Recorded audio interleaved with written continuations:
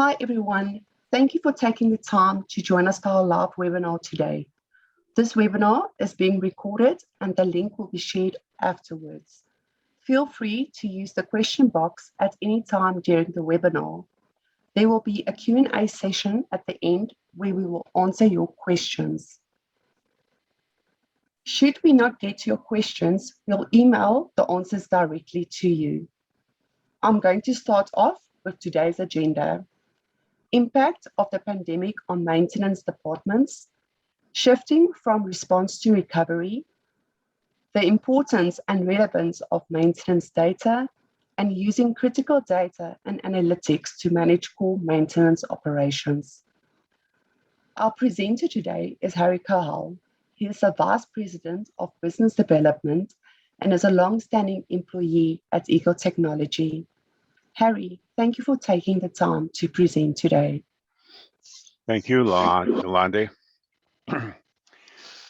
So today, I'm going to put on my vision into the future hat, and we're going to talk about the impact of the pandemic on maintenance departments.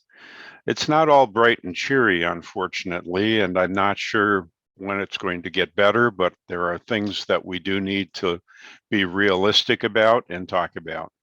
Number one is the labor shortage. We've had people leave us through attrition, through retirement, and early retirement because of COVID.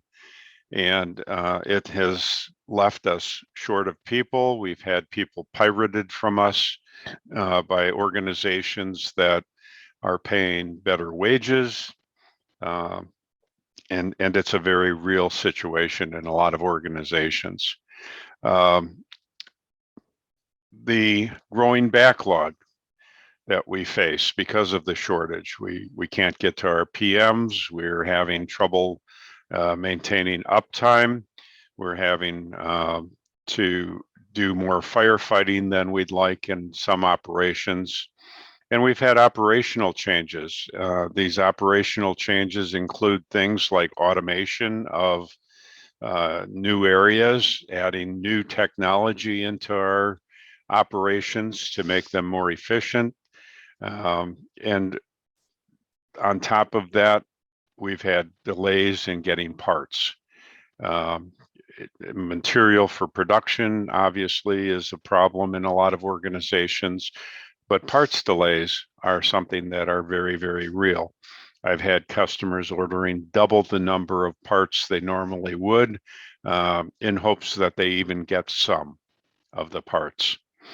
And then the financial implications, parts and things are getting more expensive. Transportation costs are rising, and inflationary pressure is driving up costs for a lot of organizations. So the question is, how do you attract qualified people? And how do you keep them if you're lucky enough to get them? In April 2021, US job openings reached 9.3 million, according to the Bureau of Labor Statistics here in the US. Contracting companies can't hire fast enough or train and prepare maintenance workers to accommodate the growing need. That's something that's not going to go away. Organizations are having to get creative, potentially moving people from production that have some insight on maintenance, but that leaves production short. So it's a double-edged sword. Maintenance managers are being pushed to be more streamlined in determining what activities to complete each day because of the labor shortage. Staffing shortages when you have a breakout of COVID, people have to leave, or social distance in the workplace creates issues as well. That hasn't gone away. In the US here, we have a football team called the Green Bay Packers, and two of their best receivers are going to be out of the game Thursday night because of COVID. Neither of them are symptomatic, but they've tested positive, and they're distancing and staying out of the game as a result. Also, one of their coaches, and they're two of the best players on the team. So it's going to be interesting. When you lose your best players, how are you going to operate? Will be the challenge. We're thinking how to reconduct maintenance with less people while trying to get and keep the equipment up and running, right? Plants are hot and humid, face shields and safety glasses are fogging up from escaping, breath in the face masks. Um, Increasing numbers of COVID infections at manufacturing facilities. Their maintenance isn't one of those you can do it from home jobs. So, it's definitely not designed for social distancing. It many times it takes multiple people to do the same job. So we need to allow additional time and follow as many of the safety precautions as we can as a result of the pandemic. Supply chain shortage, not going to go away anytime soon. And the financial factors. It's how do I project what my budget's going to be for next year, right? We'll talk about that a little bit more later.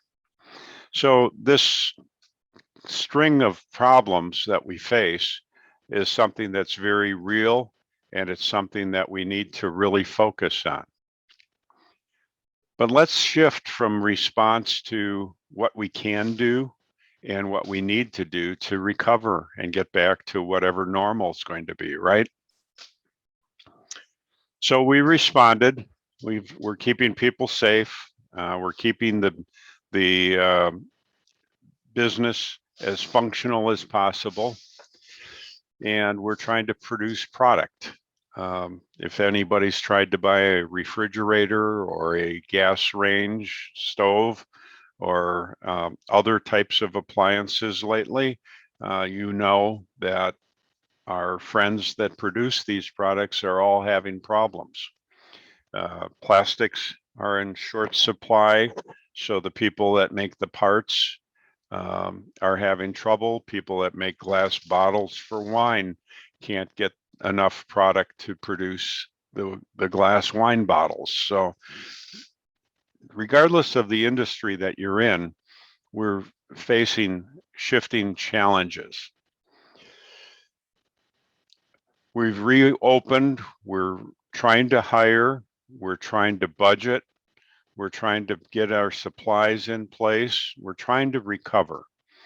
And we're doing that with a lot of frustration in many cases, but we need to continue to think outside the box to, maybe there's a product that can replace something. Maybe there's a procedure, maybe there's a process. But when it comes to maintenance, the technology that's being put in place is going to require greater skills than potentially you've had in the past.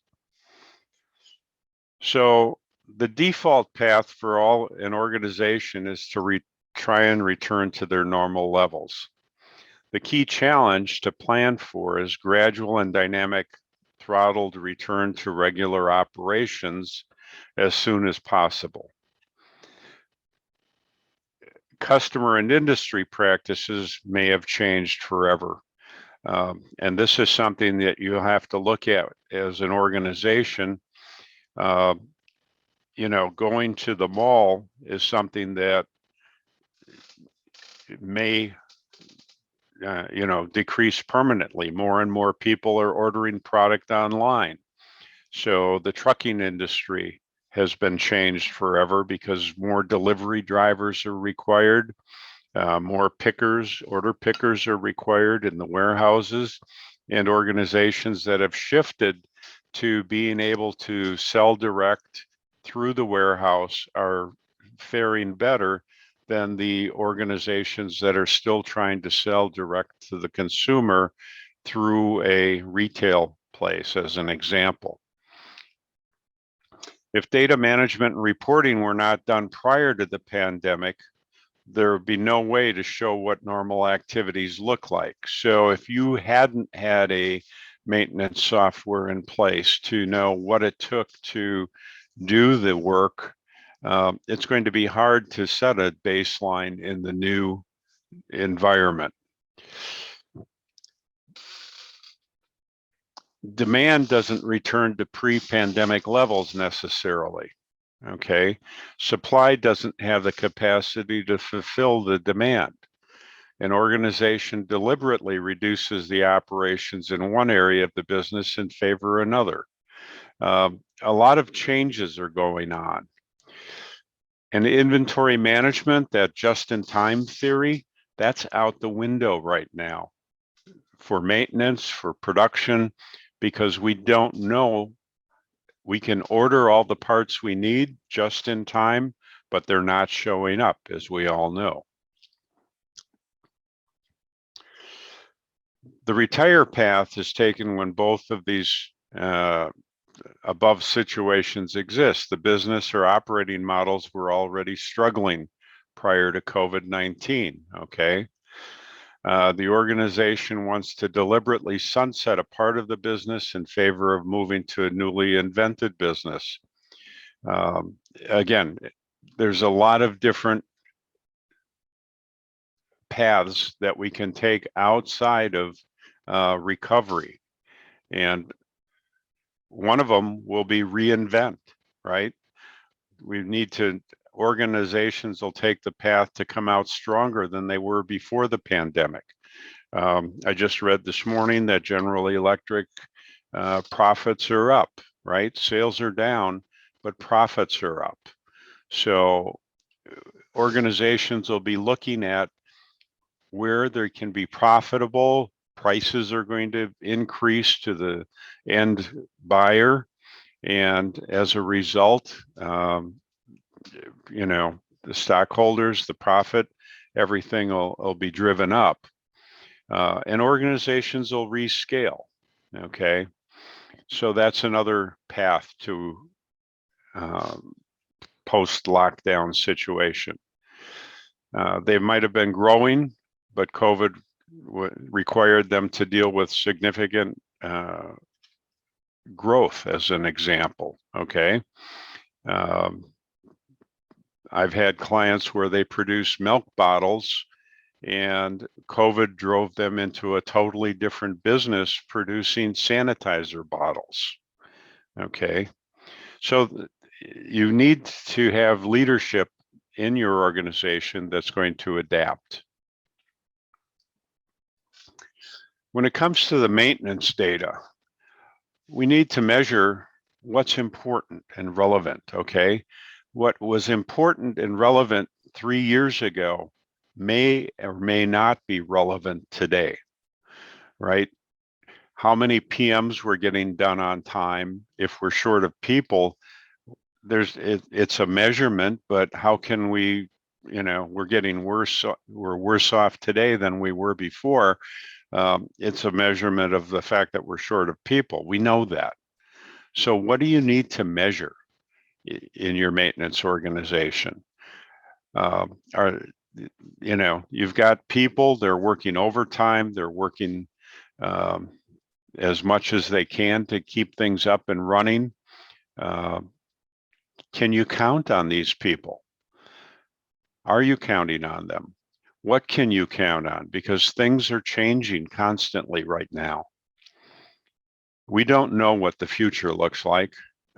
We can only guess. We can plan for increased costs, but how do you budget? You know, how do you know what supplies costs are going to be for your maintenance activities? How do you know when you're going to need them? Yeah, I know when I'm doing PMs and when I'm going to need the parts, hopefully, but can I be assured that I'm going to get them? So the real question is, what should you be measuring as we go forward? It's going to take a fresh look at how we measure, what we measure. Now, has the job changed that much? Yes and no. right? The key to critical data, and the companies need to work together to apply data and analytics to their operations to unlock the value and achieve sustainable growth, okay? Working together, what does that mean? That means that maintenance and production and senior management all need to sit down and say, where are we going and how do we all work together to reach that goal? It's not just maintenance is going to firefight and keep things going, right? We've got to look at how do we increase productivity? Do we add robotics? Well, that's great. Robots show up, they do a lot of good things, but when they break, who's going to maintain them? Do I outsource that? Does the outsourcing organization have enough people even to service me when I add 100 robots into my plant? Uh, or do I have to train people in my own organization? And of course, when you train people and they have skills, they want more money. So my cost of maintenance might go up. What's the reliability on the products that I have? Should I be replacing equipment? Because we know it breaks too frequently. If you've had data prior to COVID, you'll be able to start taking a look at some of these issues and make good business decisions. Uh, something you might not have replaced pre-COVID may be screaming to be replaced right now. Yes, it's going to be more expensive, but guess what? It's going to stay up and run better, hopefully, and you'll get better production out of it. And what we're looking for is the ability to increase productivity at overall through the organization. That productivity enhances the customer experience, right? The customer expects delivery of a product, a quality product. And ultimately, that affects society and the environment, right? Many times organizations don't think they have the time to implement a CMMS properly. And if you haven't at this point in time, you have to now to start getting a baseline on what's going on in your organization. How do you document the legal and compliance tasks that need to be done? Your organization, if you're not doing that, is at a huge risk. Every year we face year-end reporting and budgeting. And based on the world right now, how do you even begin to develop a serious budget? Do you add 6% to your budget cost? Do you add 10%, 25%? Will that even be enough? I don't know. You don't know. So how are you developing that budget and how are you going to be managed against it, right? If you don't have data, if you can't show positively that you're doing the best you possibly can and keeping costs down, trying to get the parts at the best price and best delivery, how can you be judged, right? What can a manager do to improve the operation? What can be automated? Can you change from calendar-based schedules to runtime scheduling, for example? Runtime scheduling could potentially reduce or increase the amount of time you need to, or frequency you need to maintain a piece of equipment to keep it working well. So these are questions that you need good data. You need to build that data through a CMMS in order to be able to answer as you go forward.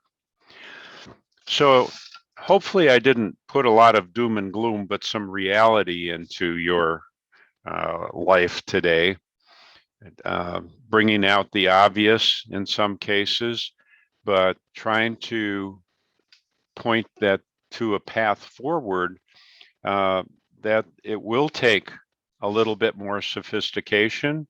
It will take data, and I don't know how many facility managers or maintenance managers typically have been looking at data-driven analytics, at data-driven maintenance issues, but because of what's happening in this world today, it's definitely the point in time that you need to start doing that. So with that, I'm going to wrap up. I thank you for taking time to listen today. If there's any questions, please forward them. And if we don't answer your questions today, feel free to contact us at Eagle Technology. You can put your questions into sales@eaglecmms.com, and we'll be happy to give you our opinion, help you with your issue, uh, show how a CMMS can improve your life. And with that, I thank you.